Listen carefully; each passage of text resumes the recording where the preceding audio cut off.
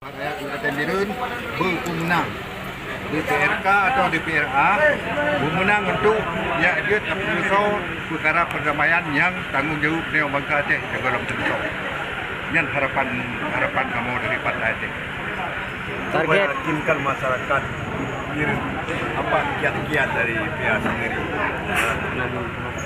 Dan untuk meyakinkan rakyat Kabupaten Birun karena perdamaiannya kan belum selesai. Yang kami harapkan kepada rakyat Kabupaten Birunnya untuk menang dari Partai PA yang dia terpusau perdamaian untuk kepentingan bangsa Aceh sepantikom Aceh. Nyo kamu kalinya menggadai bak rakyat Aceh untuknya dia terpusau perkara tanggungjawab tanya dengan bangsa Aceh dan dengan RI yang dalam terpusau. Yang kamu harapkan. Walaupun le Partai Raya yang bertanggungjawab tentang Aceh Raya adalah Partai PA. Menyahana Partai PA hana lahi partai lokal ini. Ya.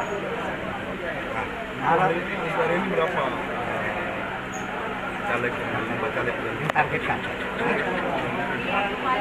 27 caleg DPRK dalam Kabupaten Birun dari PA.